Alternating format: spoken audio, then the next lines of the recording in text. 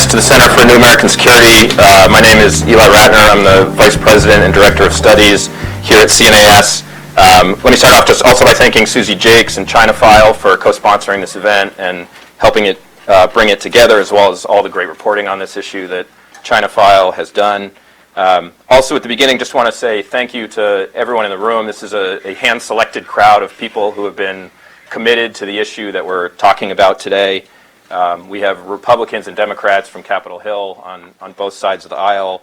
We have administration officials from the State Department and elsewhere, folks in the intelligence community, activists, researchers, of course, representatives from Human Rights Watch who have done some great work in this area, foreign government representatives and journalists from around town as well who have been trying to lift up profile on this issue. So thanks to everyone involved, and we're hoping, given the caliber of people in the room, to really have a conversation today, not just the two of us up here. But of course, among those who have been interested in working on this issue are Megha Rajagopalan. How did I do on that? Good. About right? Yeah. All right. Okay. Yeah. So far, so good. Yeah.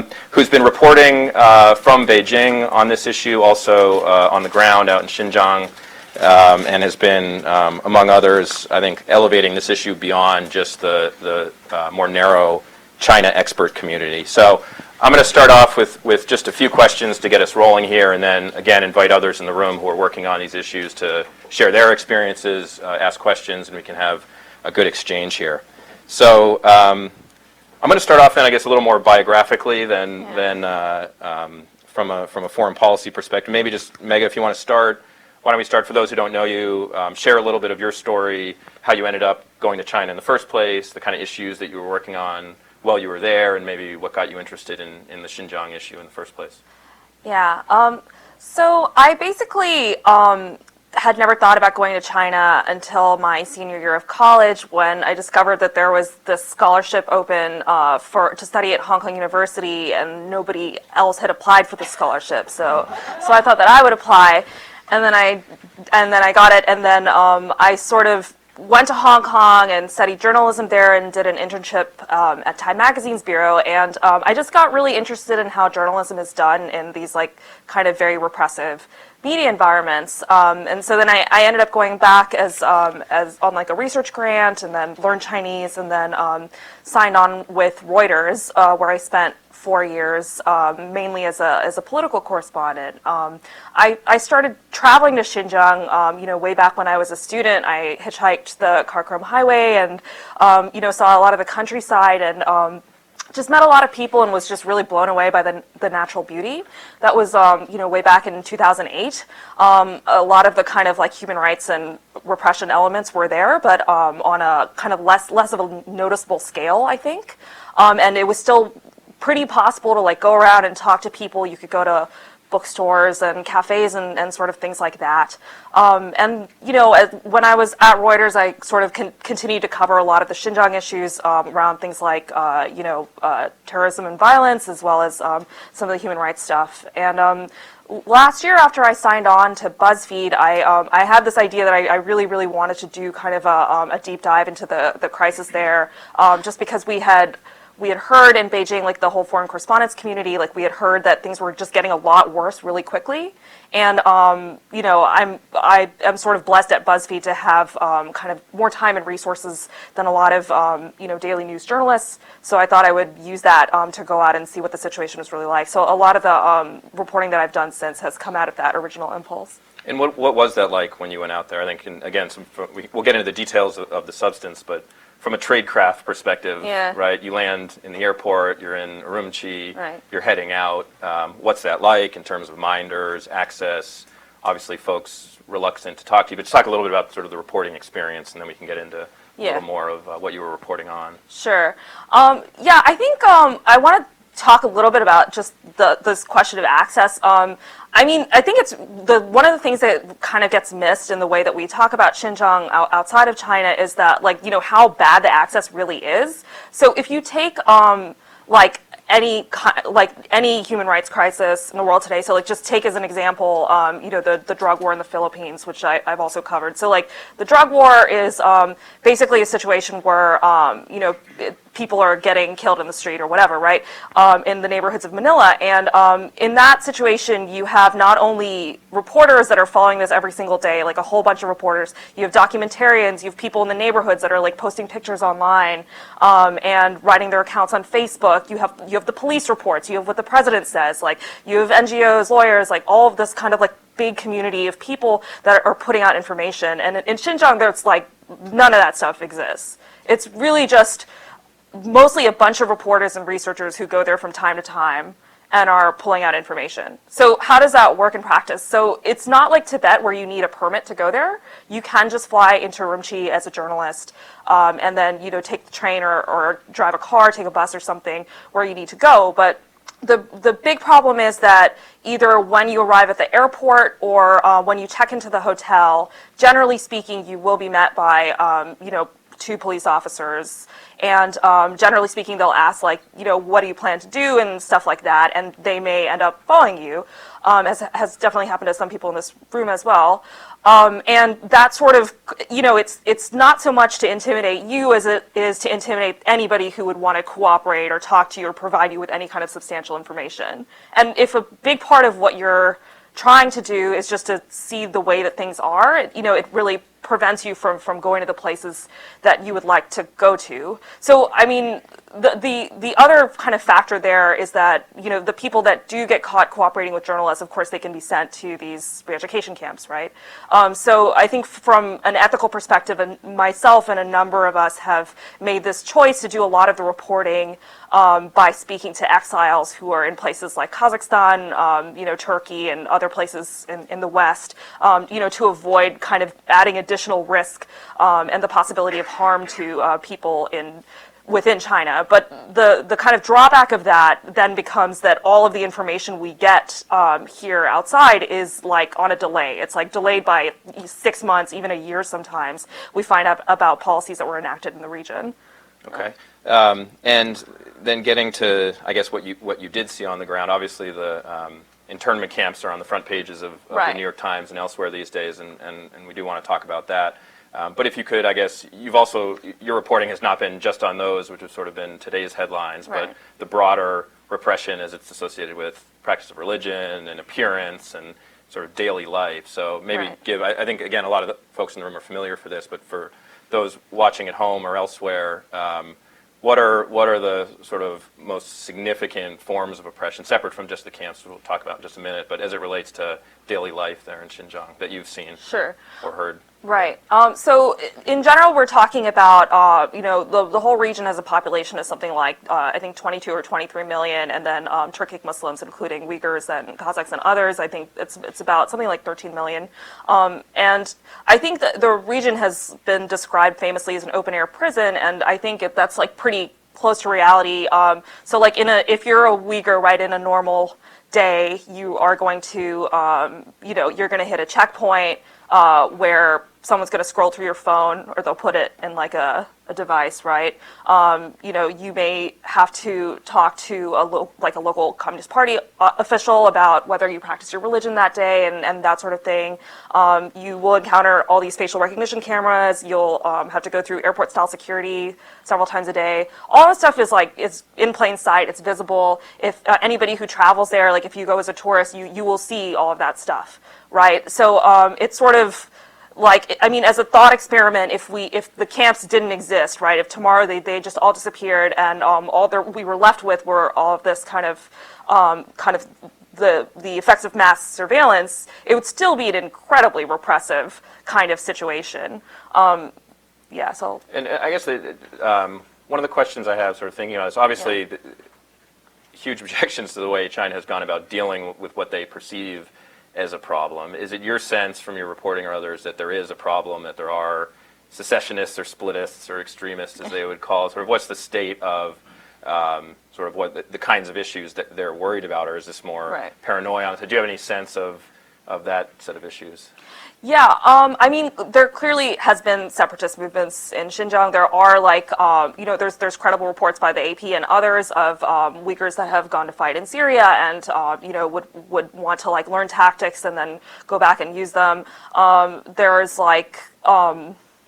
Yeah, I mean, I think certainly the party does perceive this as a security threat, but I think the heart of the way that they see the issue is that this is kind of a flaw in people's way of thinking, and they attribute that to things like religion and culture, and you can sort of see this in their statements, right? They talk about things like the practice of Islam or Uyghur culture as a kind of virus, right, that needs to be eradicated. So I think what it amounts to is that there is a kind of genuine fear about stability that stems from some of the unrest that has happened in the past, but they've reacted to this by sort of imposing this like mass collective punishment on millions of people. Right. Yeah. Right. No, that's an important point. Yeah.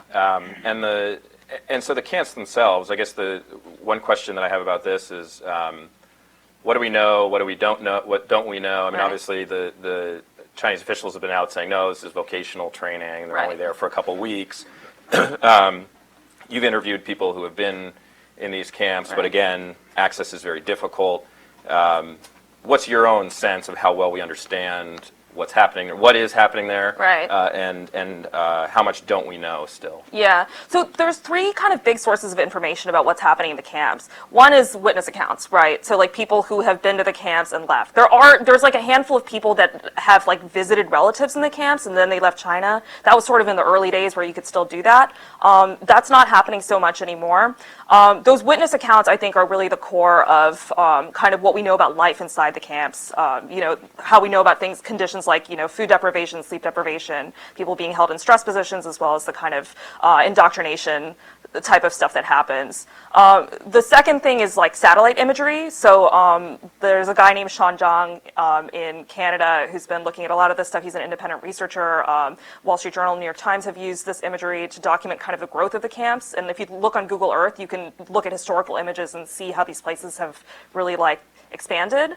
And the third is records, like things like procurement records, which have many of which have now disappeared from the Chinese internet, but were once used by researchers like Adrian Zenz in Germany to document the kind of like equipment that was being sent to these camps, as well as the scale and the amount of resources that were pouring in.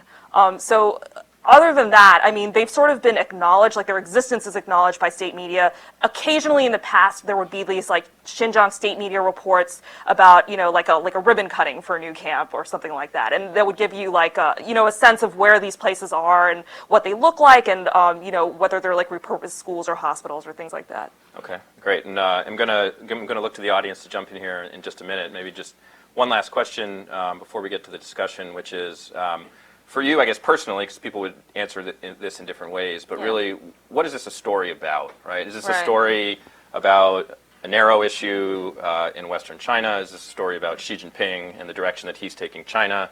Is this a story about the Communist Party and sort of its inherent insecurities and the result of that? Right. Is this a story about, I know, an issue set that is interesting that you've been reporting on of sort of high-tech authoritarianism, Right. as you've called it. Maybe it's all of those, but when you look at this and you step back for a minute, what's the broader context of what's happening out there? Yeah, it's a good question. I think it's probably two things to me. Like as you say, there's any range of answers on this, but I mean, one of the things that I think is important about this is like, we used to talk about the Washington consensus versus the Beijing consensus, right? So, and the notion that China and countries that are like China are going to export a certain brand of authoritarianism or like a philosophy of governance. And what Xinjiang is it's not just a philosophy of governance; it's actually the toolkit. And they are exporting it, right? Like most of that surveillance state has been built by these kind of small and medium Chinese companies. And if you look at these companies' public statements, if you look at their financial statements, they're very keen on kind of growing their global profile. And they've sort of reduced the price point for a lot of this technology in the same way that Chinese companies have done for all kinds of products. And, they're selling this stuff to places like Ecuador and Malaysia, Ethiopia, Zimbabwe. There's like, I think in the course of reporting this, like I had this kind of aha moment when I sort of thought about this and I was like, there's nothing preventing anybody from doing this. If you have the access to the technology, why shouldn't any government that is not happy with some minority group or some political group, be able to use this exact same method, on their population? I think the only barrier between that like the only barrier ahead of that happening is the kind of lack of technical know-how around things like big data and predictive policing and all that sort of stuff. And so to me, it's almost like a matter of time before we start to see these kinds of methods in broader use. The second thing I would say is this like the kind of international response to this, or the lack thereof, I would say is like it's sort of says something to me about the nature of Chinese power, especially in international institutions like the UN. I think if you could make an argument that if this were any other country, less powerful country that was doing same sort of thing, there would be a far more vocal response. So like now the question is does the nature of Chinese power in the 21st century, does that mean that 1 million people disappear into camps and nobody says anything? Is that what it's going to be like? Yeah. Right. Well, it's not what it's like here today, so good. that's why we're all Yes. gathered. Yeah. But let me open it up if folks want to jump in here. Just please, Susie, I don't know if you wanted to start with a question or comment. If not, we can go elsewhere. Maybe just wait for the microphone so we can capture it on the for folks not here in the room. No, just here. Thanks. Thanks, and thanks so much to CNAS for organizing this, for you for coming. I wonder if in the course of your reporting you had any sense of any negative reaction among Han Chinese people to this campaign, and what your sense is of the awareness levels of people who are not directly involved in the programs to surveil Uyghur and Kazakh families. Is there any sense that there's any resistance to this of any form? And levels of awareness, I guess. Right. And awareness, Yeah. primarily awareness. It's an interesting question because, this is sort of different from a lot of human rights issues in China, where there's this kind of take the Dalai Lama, for instance. Like for years, there's been this kind of full-throated campaign in state media to, sort of defame him and say that he's trying to tear the country apart and this and that. And in Xinjiang, there, at least with this particular issue, there really hasn't been that. In fact, there was zero response, I think, until the recent statement by the UN panel on the elimination of racial discrimination. And then they sort of felt that they had to respond. And then since then, the Global Times has put out a few articles basically saying, yes, this kind of re-education campaign exists, but it's justified, sort of thing. So I think in the absence of that kind of propaganda effort, it just means that awareness of this is super low. And I think a big part of that is censorship. Another big part of it is that Chinese people consume news in Chinese language and, not in English, which is where most of these articles are written in English, I guess. So I think it's just not on people's radar. I mean, I've definitely heard from, Chinese friends and acquaintances who live abroad that they have started to consume news on the subject. But I think that the prerequisite is either it's both a VPN and the willingness to read news in a foreign language, which just doesn't exist on a wide scale.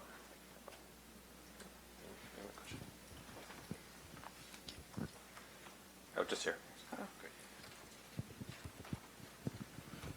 Well, thank you for the great talk. I'm a big fan. Thanks. So thanks for the good reporting. Yeah. I want to ask a little bit about kind of why now, right? So you said that a lot of this repressive infrastructure, at least intent, dates back a while, probably to 2009. Right, it's been maybe even before. It seems that one answer is the provincial party secretary coming from Tibet to Xinjiang. So then the following question would be, why haven't we seen this kind of repressive infrastructure with technology, but especially the camps in Tibet or other places that theoretically would have some kind of analogous application, right? They also have problems with Tibetans, and it seems that there's no real reason that it just apply to Xinjiang and not other places. So do you have any thoughts on that? Thank you. Yeah, I mean, it's an interesting question. So the first thing that I would point out is that access in Tibet is actually worse than Xinjiang because practically speaking, as a journalist, you have to have an invitation from the government to go. And if you get that invitation, it's basically through this kind of North Korea style guided tour. So you're not really seeing a whole lot. That being said, the Tibetan exile community, they have a government in exile. They're extremely organized. They're good at speaking to journalists, and they're also very good at keeping tabs on kind of the situation within Tibet. So I think if there were things like re-education camps happening on this broad of a scale in Tibet, we would know about it. As far as the surveillance stuff, I mean, I've tried to talk to folks in the Tibetan community about this. I think a lot of the kind of like similar mechanisms are in place, like things like controls on movement, within that region, checkpoints certainly, facial recognition certainly, all that sort of stuff. But it just, I think because of the lack of access, it perhaps hasn't gotten, that much attention. As far as the re-education camps, like, I genuinely think it's, like, I think the purpose of the camps is what the government says it is, which is to eradicate, religion and culture from that group of people. They perhaps don't feel like such an urgency to do that with the Tibetans, because the primary problem they had with them was the self-immolations, and we haven't seen self-immolations, at least in large numbers, for quite a while.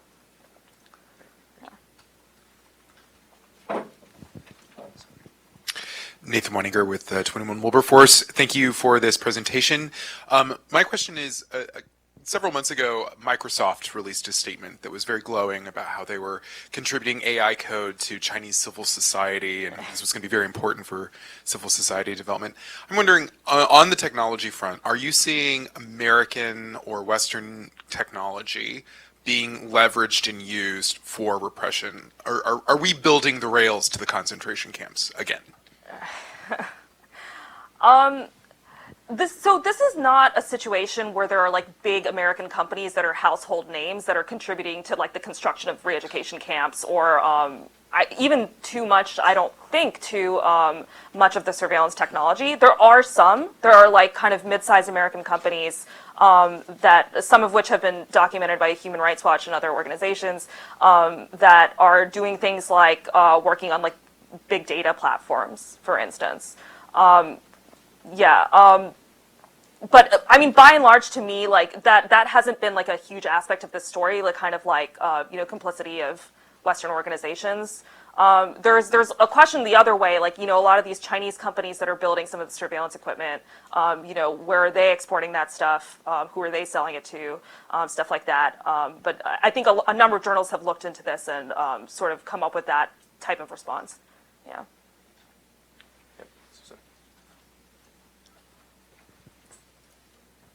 I had a question about the numbers of people who are going through these camps. So the State Department made a statement to the New York Times the other day with a very wide range, saying it was between hundreds of thousands or possibly millions.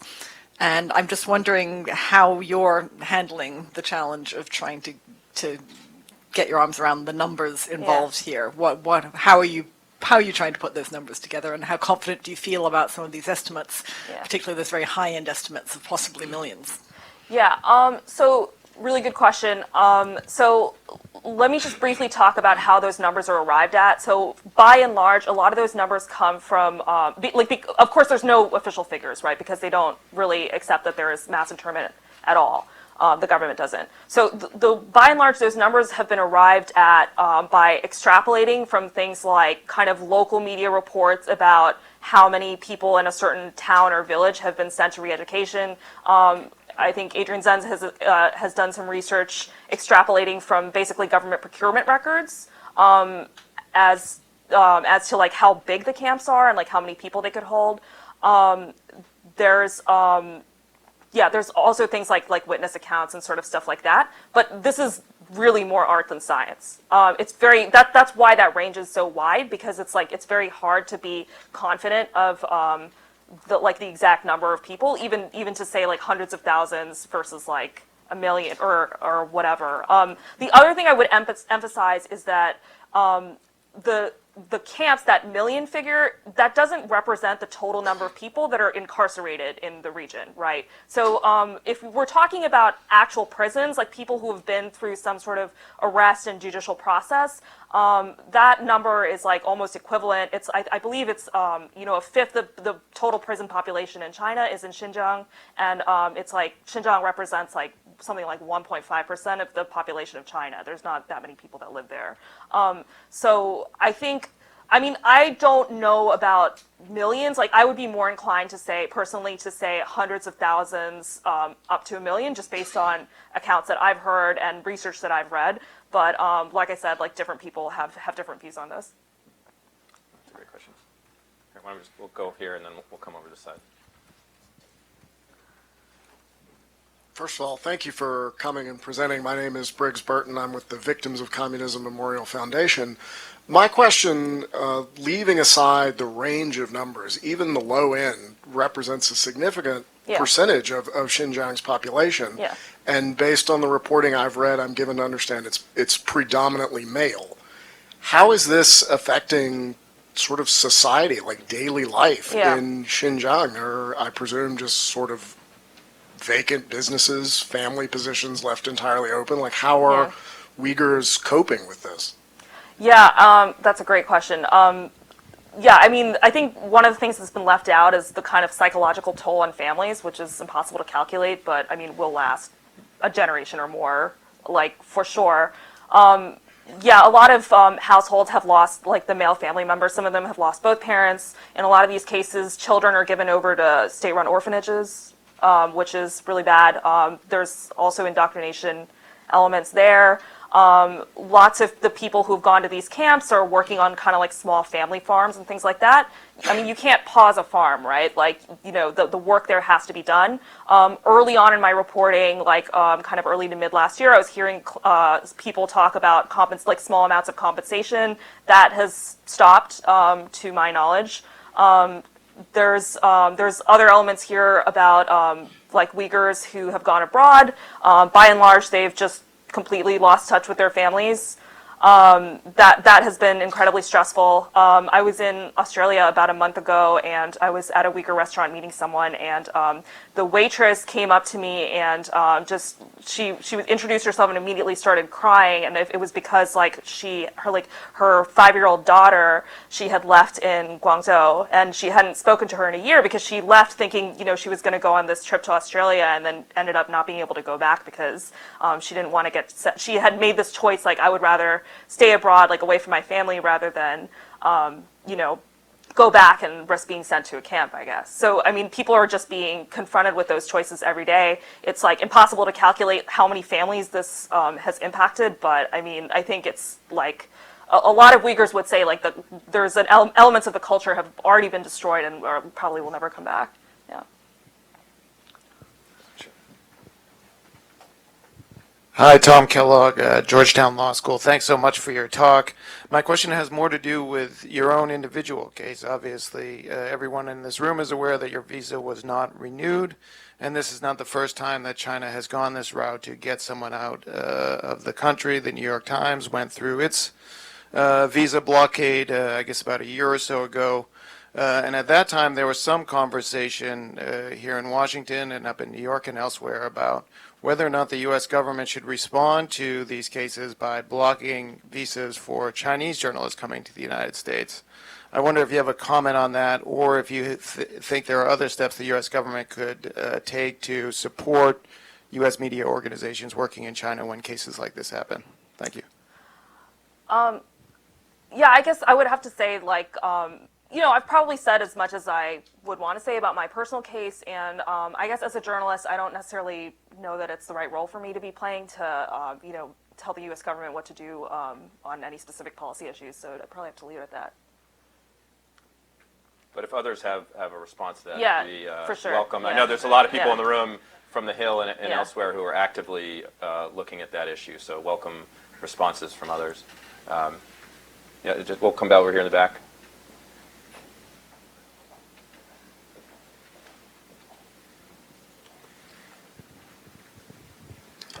Thank you, Dr. Radner and CNAS for putting us on, and thank you, Megha, for coming to present to us. My question is about some of the expats in the Uyghur community. You know, what we often hear is that part of the reason why for years this hasn't gotten the sort of traction that Tibet gets is because there's not that unifying, charismatic one leader to speak for Uyghurs. And I'm wondering if you can say a bit about what you are seeing, if that doesn't reveal anything, about the movement of Uyghur expats trying to bring attention to the issue, but more so than attention, advocating for something to be done, which is that next step. Yeah, I think that's absolutely correct. Yeah, so I think a lot of us have noticed that, you know, when we started reporting on this issue, like, early to mid last year, it was very, very difficult to get people to talk because they were afraid. They thought, if quite accurately, like if my name shows up in on the internet or in a paper or something, then my family will be retaliated against. So that's changed, and now, and I mean, it's sort of changed for a bad reason, which is that people are just so hopeless now that they feel that they can't prevent this outcome no matter what they do, so they might as well try to raise attention about the issue. I think the question you raised about unification is an interesting one, because I think there is this problem that they don't have somebody like the Dalai Lama or something like that. But that kind of lack of unity, it's been exacerbated by a very intentional campaign by the Chinese government to sow discord and mistrust in that community. And that campaign, I think, has been super effective. Like, people don't protest; they don't go to public events. Like, if you look at a Uyghur protest, like if you look at photographs, a lot of people will have their faces painted over because they're afraid of being photographed. And this is in Western countries, right? Democratic countries. And like you'll just hear, like in my experience, like I'll give you an example. So I was interviewing somebody who had provided me with a bunch of like text messages and emails that he had had with a state security representative, and these were all in Uyghur language. So I wanted to get somebody else to translate them, right? So I could know that they were accurate and said what he said. That they were saying, but he we had this protracted battle because he wouldn't trust anybody else in the community basically to see these documents or whatever. So I think that maybe would be different, I think, in a different community. But the reason that he was so worried about it was because he sort of suspected that there were other people in that community that were spying on him, and I think that's actually a very common concern, and it's really harmed, I think, their movement overseas. Can I ask you, just before we go to the next question, about how you think we've seen obviously the Chinese government feeling compelled to respond to some of the criticism they've been receiving. Right. What role does the international community play in all of this? If there is more discussion, more leadership from a variety of communities, do you think that would change the behavior of what's happening out there, or where do you think that plays in what's happening inside China? I mean, I definitely do think that, public pressure and pressure from governments has changed the Chinese government's behavior on human rights concerns. There's a number of examples, like two of the most prominent ones were the recent release of Liu Xiaobo's wife, and the release of the 5 feminists a couple of years ago. And, if you talk to diplomats who work on this, they'll tell you that in a lot of situations, like the kind of combination of public and private pressure will lead to the government kind of releasing people or treating political prisoners better, kind of on a case-by-case basis. I think in this particular situation, it's clear that they're sensitive to the international pressure. Like, you can see that the way they responded to that UN panel, like, with a lot of ferocity, so I think there's like any number of kind of policy options, like for the U.S. and from the kind of international, like, UN type picture. I think that could elicit a good response. Yeah. Here, Don, why don't we come around here? No, here, Max, we'll come to this side for just a couple more questions. Thank you. Don Clark, GW Law School. This question, maybe not just for you, but for anybody in the room, is there any empirical evidence that indoctrination campaigns like this work, actually? It's hard for me to imagine somebody being subjected to this and coming out thinking, gosh, I guess I do love the Communist Party, right? It's when you put people in isolation, that you have these effects, but not in this kind of case. And if that's the case, does anybody in the Chinese government really think it's going to work? Because if it doesn't work, then of course there's really 2 other alternatives. One of which is you keep Xinjiang kind of a prison forever, and that's really expensive. Just to keep someone in Rikers Island apparently costs $271,000 a year. Right. Which leads to the second possibility, and that is something that we haven't talked about yet, which is that the goal is basically through declining birth rates, essentially the extermination of the Uyghur ethnicity. And I'm wondering, there should have been enough time for that to start to show up in the numbers, because this policy has been going on, for a few years. Is anybody looking at birth rates? Is that information kind of out there? So maybe just let's start with sort of the how does this end question, and then maybe does it work and how does it end? Yeah. Okay. So Does it work? I mean, some people would point to the Falun, like the most immediate precedent for this is the Falun Gong treatment. I actually haven't followed that too closely myself, so I don't want to say too much about it. It's sort of hard to know whether, like, you know, what's the metric of success here? Like, you can't really measure what's in someone's heart. But I think, you know, the fear of being sent to one of the camps or having a family member sent to one of the camps is perhaps more convincing on you to change your behavior and your ideology than the actual things that you're being forced to learn. Whether there's any dissent within the party, it's very hard to know, but there was, I believe, a paper published in the I want to say the Xinjiang Academy of Social Sciences, where there was an academic who basically said, you know, this campaign is not being carried out in a way that, like, a logical way. Like, you know, there are, I think she made reference to quotas for people in towns that are being sent to the camps, and basically said that it was an overreach. And I think that was interesting to me because it sort of alludes to a level of chaos that I think we underestimate. A lot of these decisions are made on the ground by kind of like local officials that want to look good to their higher ups. You know, because this is not, you know, this is not like a penal system, right? So there's no kind of arrest paperwork, nobody's being charged with anything. So there's like kind of very little information by way of, like, you know, why are people actually being sent to these camps, right? So it just provides a lot of impunity for local officials, I think, in a way that leads them to make decisions that defy logic, you know. Your second question was, where does this end? Sort of where is this all headed? What options do they have? Right. Unwind? The Or, second question Yeah. really is there really another agenda here? Right. Which is, you lock up all the men Right. between 18 and 40. Yeah. You don't need to lock up the women. And you make everybody really depressed and hopeless. Those are two things that are going to lower a birth rate. Yeah, there are lots of, I mean, there's incentives for intermarriage, basically, between Uyghur and Han people. And there's lots of accounts of things like forced marriages, which I have never been able to substantiate. Doesn't mean it's not true, but I just personally have not substantiated them.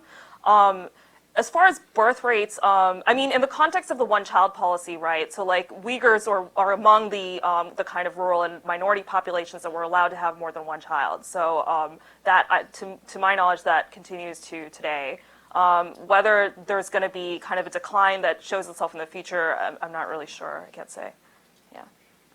we come up here to Ed.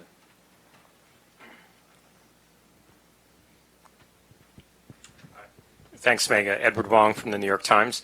I've seen some reports that there's also some state-sanctioned sort of persecution of Muslims in the Hui population. Yeah. I'm just wondering if that's something you've looked at or that you've picked up on in your time in China. Yeah, so I can't really speak from personal experience on this because I've never really reported too much on the Hui population, but to my knowledge, like the kind of common thread between what's happening with the Uyghur and the Hui is that the Hui are seeing like kind of more restrictions on the practice of Islam. So, like, for instance, there will be like mosques will have like loudspeakers taken down, right? So that they can't broadcast the call to prayer anymore. And then there's sort of like isolated reports of people saying they can't go to like religious education, even at state-sanctioned mosques and things like that. So I think there's like some of that kind of like state-sanctioned Islamophobia is sort of starting to encroach on the Hui, but obviously Hui are much better integrated than the Uyghur. You know, they speak Mandarin, they look Chinese. I think that sort of remains true, I guess. Yeah. Ed, did you have anything else to come in on as your reaction to hearing the discussion so far? Fine, if not, but curious whether if you want to just take the.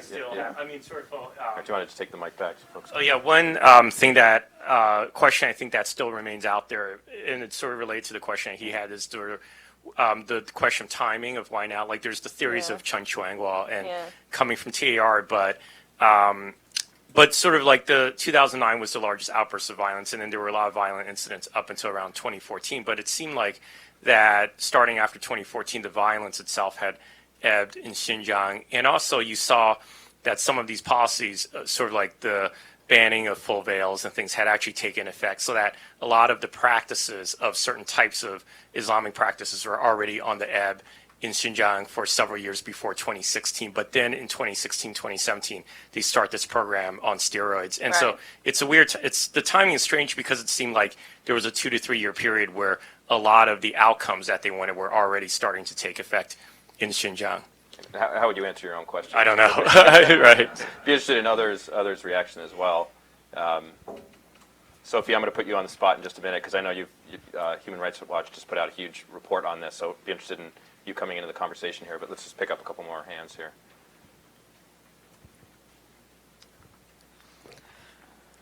Thanks for a fantastic presentation. I was just wondering, going on the theme of the side of the story that's taking place in the diaspora all across the world, in terms of pressure to return home, pressure on people speaking out, visa cancellations, passport revocations, other measures to get people to return home. Yeah. I'm wondering if there are unique challenges, not just for you, but for other reporters in reporting on that story as a unified story, since it's taking place in all different countries around the world, in all different languages. Like I know there's just a case in Turkey. Right.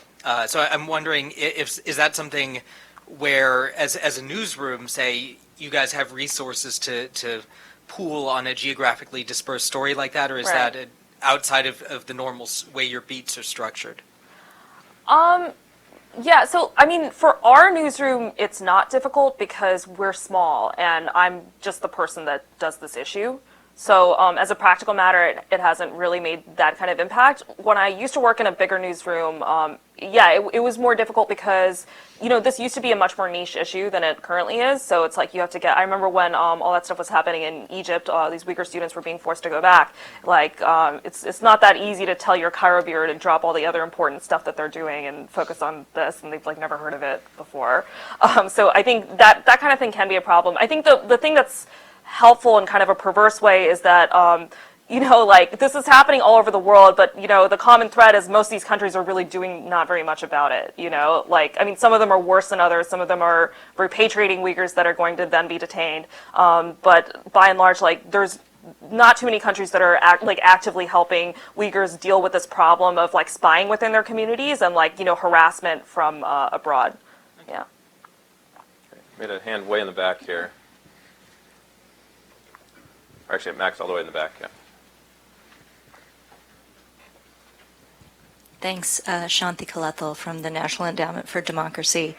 First, thank you so much for your reporting. It's been spectacular, and I think it helps set the trend for a lot of more reporting after that. I had seen a document yesterday circulating about a company called Leon Technology, which seems to be quite involved in building out the infrastructure there. Right. And in that translation of that document, it said your reporting was one of the few pieces that picked up on the role of that company. I was wondering if you could talk a little bit more about that, as well as another piece in that document said that at the time that this document was put together, it sounded as though the monitoring and surveillance that was being done was primarily dependent on human surveillance, that is, people actually physically monitoring footage, as opposed to artificial intelligence augmented surveillance tactics. Right. And in the years since that document came out, I'm wondering if you've seen any shift, or whether you can comment on whether we're seeing more advanced forms of machine learning applied to surveillance in Xinjiang in particular. Yeah. So this is a really interesting question because it's about how they're clearly gathering all of this data, right, in different forms. I guess the question is about how good are they at actually analyzing it, sort of thing. So Leon is one of I kind of picked Leon as an example in a much longer piece, but Leon is just one of the more kind of visible in terms of its public statements. Companies that are kind of building out this kind of mass surveillance network in Xinjiang. And I thought Leon was interesting because they talk about how Xinjiang is this kind of center for their R&D kind of thing. This is sort of a place where they can test out a lot of their surveillance equipment. I just lost my train of thought. Sorry, can you repeat the second part of your question? With the machine learning. Machine learning. Yes. So I think what we do know for sure is that the government has in its public statements basically said, this is a big part of our next 5-year plan. Xi Jinping and other officials at very high levels in the Communist Party have sort of talked about the uses of AI in terms of maintaining national security, which is sort of how the lens through which they see this Xinjiang situation. Meng Jianju, who is the top domestic security official in China, has talked about this specifically with respect to Xinjiang. And we can see that they are really pouring, lots and lots of money into this. Like domestic security spending in Xinjiang has gone up by a lot. We've seen procurement documents that a lot of that money is going towards AI. So it's not really that possible to kind of pull back the curtain and look at their capabilities per se. For like the example that you raised, basically like video, right? Like video of a street corner. Like how good are they at picking out who's in that video and following them elsewhere? That kind of question is sort of hard to answer, but I think to me it's the kind of political will is there and the resources are there, right? So they may be not super good at it now, but to me it's like if they keep on this path, it's like a matter of time.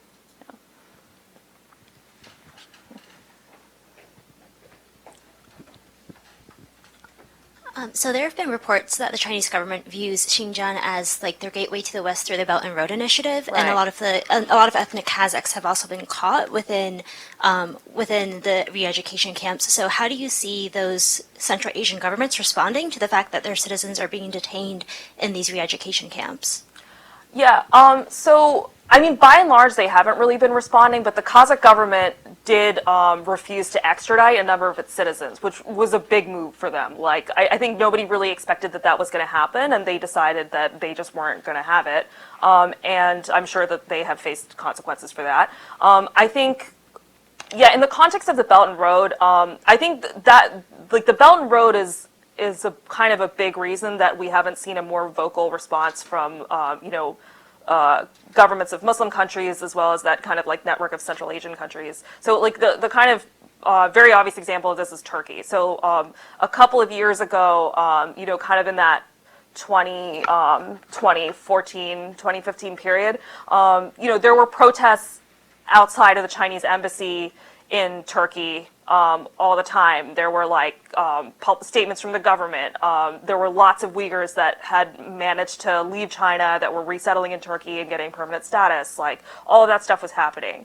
I went to Turkey most recently, like earlier this year, and I was talking to Uyghur activists about it, and they were like, well, this just can't happen anymore. Like basically, if they engage in that similar kind of public protest, it will be shut down by the Erdogan government. And that is because of Chinese diplomatic pressure as well as the economic relationship. And I think that dynamic is mirrored like all across, these other countries that are, big parts of the BRI campaign.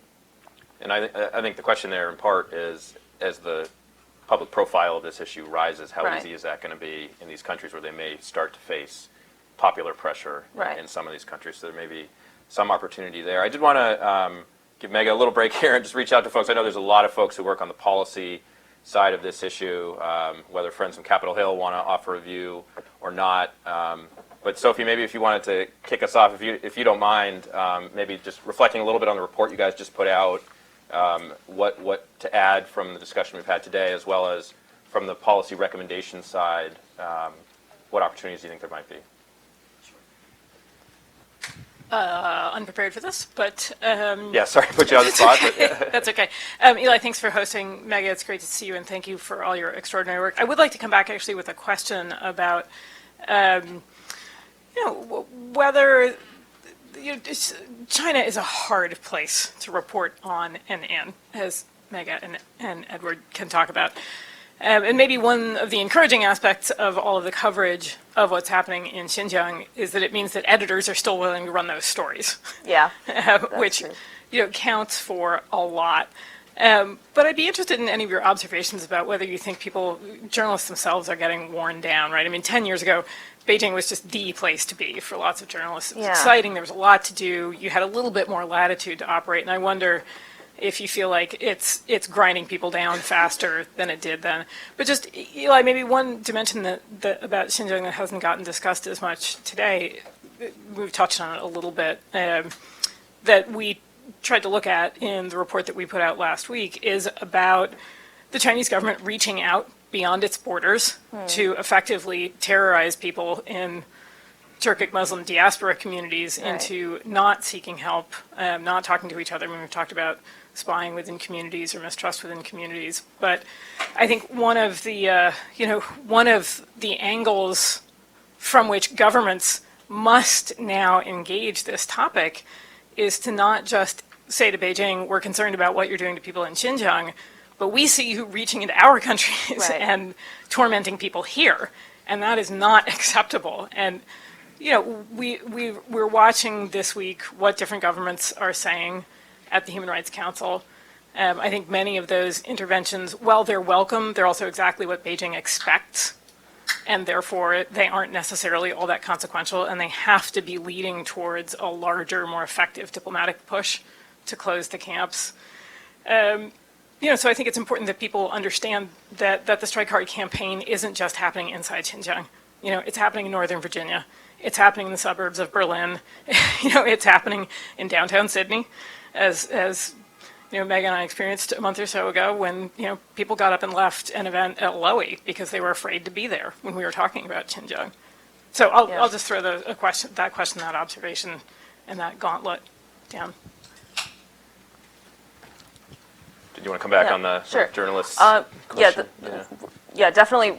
Really good point. Like, can't be emphasized enough. Like how Sophie was just making reference to this event that she spoke at the Lowy Institute, where somebody just walked out, right, because they were afraid of being photographed or being seen at an event about human rights in China, like in downtown Sydney. That's really bad. Whether it's grinding people down. I mean, I think one of the mechanisms that has ground people down, I think, is like, so practically speaking, you're in a bureau in Beijing and you're taking reporting trips to other places in the country. So for most of us, every time you take a trip, you sort of have to justify that to your superiors, right? You justify the expense, the time, all of that sort of stuff. And you justify that by saying, well, I need to take this trip because I'm going to get this thing that I can't get without taking the trip. So if I'm going to do that in Xinjiang, what I can get is actually like very little, right? Because you can't really talk to people that much. You can't really move around too much without being followed. And that has gotten, like, just moving around has gotten a lot harder. So I think the result of that a lot of times is that it's just that people just don't take those trips. They'll go somewhere easier, right? And that's sort of become different just because this has become such a big news issue now. But I mean, it took a while, I think, for people to take those trips and do the work. And like I said, a lot of people have used the same methodology that I did initially, which is to actually go to other places and interview Uyghurs overseas. But not everybody works for a news organization that has the resources or is like going to allow them to do that sort of stuff. So I think that has sort of stifled coverage of the issue, in a much more direct way than an editor saying this is going to irritate the Chinese government, sort of thing.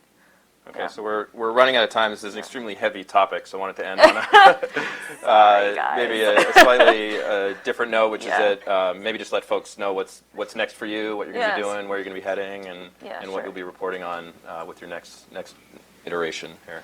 Yeah, I'd love to, keep in touch with all of you. My new job is on, it's still covering, I guess you could say, tech and human rights. So it's a lot of it is going to be on the impacts of technology on populations, in the Middle East and elsewhere in the global South. In addition to this, I've done a lot of work on Facebook and the kind of like issues around Facebook and hate speech and stuff like that. So I'm hoping to continue doing that.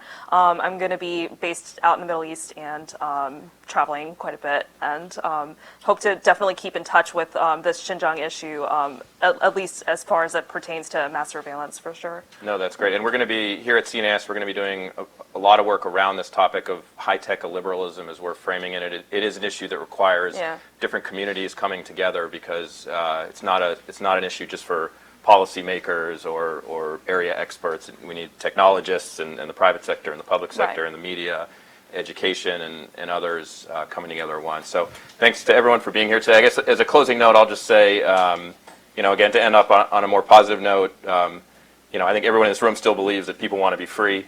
And, my dad taught me that long ago. And the good guys are going to win in the end, but it's going to take everyone in this room and many more to keep at it. So thank you. Thank to everyone in the room. And thanks, Megha, for being here today. Thank you.